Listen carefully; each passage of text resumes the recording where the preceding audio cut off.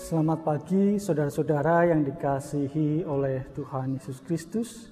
Kita kembali berjumpa dalam renungan harian GKI Sangkrah tanggal 11 Juli tahun 2022. Tema kita pada saat ini adalah memandang pekerjaan Tuhan. Sebelum kita mendengar akan firman Tuhan, marilah kita berdoa. Kami bersyukur Tuhan atas berkat dan kasih-Mu, di mana di pagi hari ini kami boleh disapa dengan udara pagi, kami boleh disambut dengan tubuh yang baik. Biarlah dengan kami merasakan kebaikan-kebaikan Tuhan di hari ini, kami boleh dapat terus mengucap syukur. Bahkan di tengah persoalan kehidupan kami yang akan kami hadapi, dengan penyertaan Tuhan, kami akan dimampukan untuk dapat melewati hari ini dengan baik. Dan kami akan mendengarkan firman Tuhan. Biarlah Tuhan berkati kami, sehingga kami boleh dapat memahami dan melakukannya dalam kehidupan kami sehari-hari. Terima kasih ya Tuhan. Amin. Saudara-saudara yang dikasihi oleh Tuhan Yesus Kristus, firman Tuhan yang akan melandasi akan terambil dari Mazmur pasal 66 ayat yang kelima.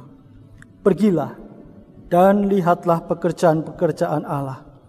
Ia dahsyat dalam perbuatannya terhadap manusia.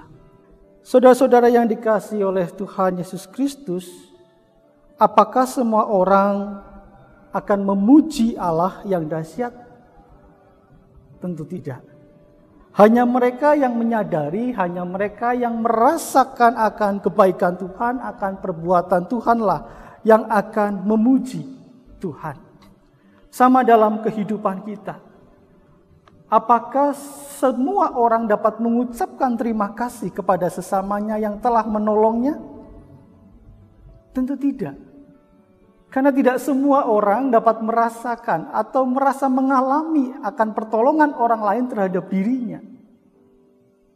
Dalam kehidupan berkeluarga, apakah seorang suami sering mengucapkan terima kasih kepada istri?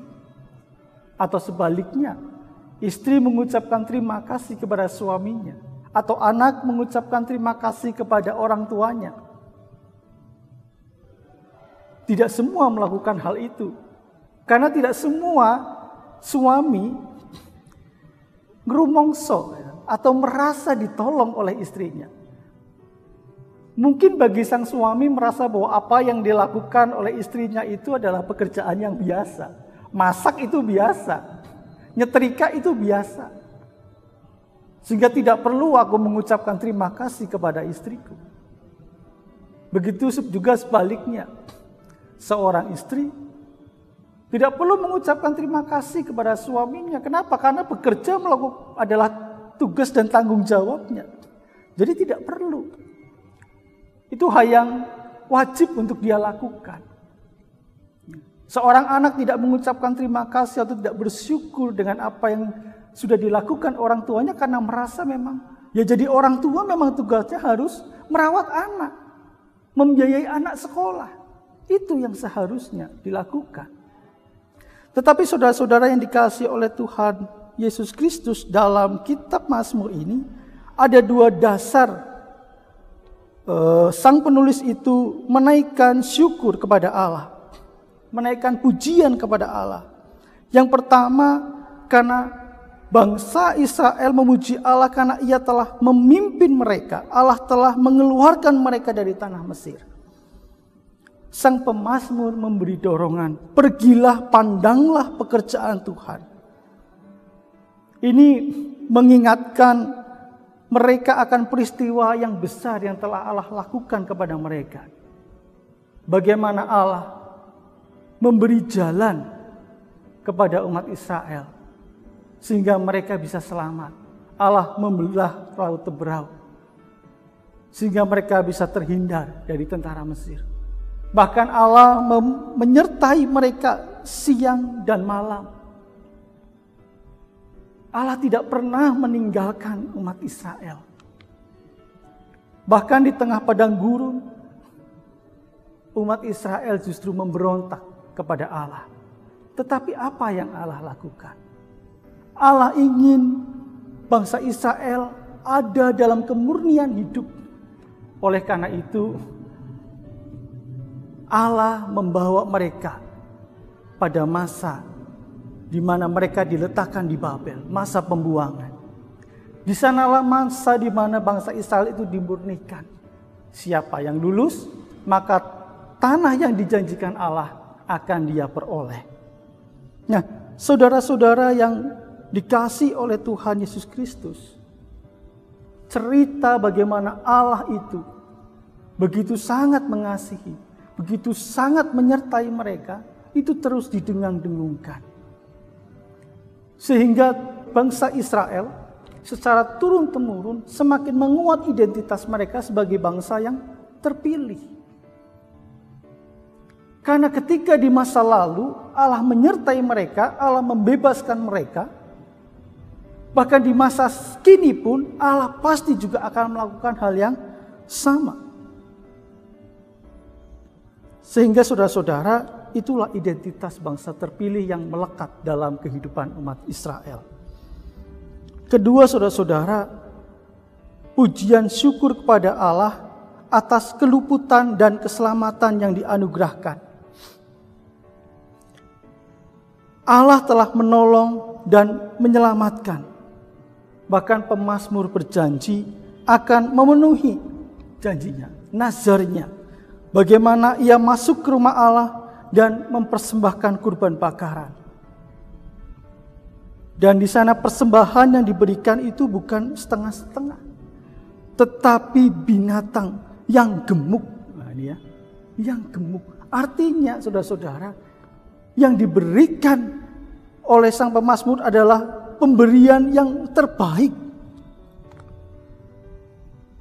Karena Allah sudah memberikan berkat yang sungguh luar biasa. Allah memperlihatkan pekerjaan yang sungguh luar biasa. Oleh karena itulah aku akan memberikan yang terbaik untuk Tuhan. Walaupun apa yang diberikan kepada Tuhan mungkin tidak sebanding, tetapi itulah yang terbaik yang bisa dilakukan oleh sang pemazmur. Jadi saudara-saudara, ucapan syukur itu sangat sakral dan bukan omong kosong tanpa dasar. Itu betul-betul diwujud nyatakan di dalam kehidupan. Saudara-saudara yang dikasihi oleh Tuhan Yesus Kristus, di dalam ayat yang kelima, pergilah, pandanglah pekerjaan Tuhan.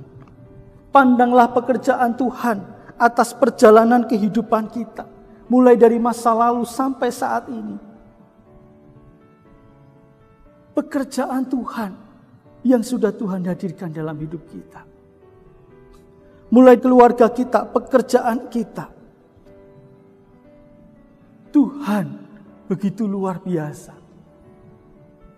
Selalu memberi yang terbaik atas hidup kita. Pertanyaannya adalah, ucapan syukur apa yang akan kita berikan kepada Tuhan? Banyak orang mudah mengatakan, oh puji Tuhan. Terima kasih ya Tuhan. Tetapi ya hanya ada pada saat itu aja. Hanya pada saat Tuhan memberikan berkat kepadanya. Tetapi ketika persoalan datang, ketika ada tantangan dalam kehidupan, yang terjadi apa? Yang terjadi adalah bersungut-sungut.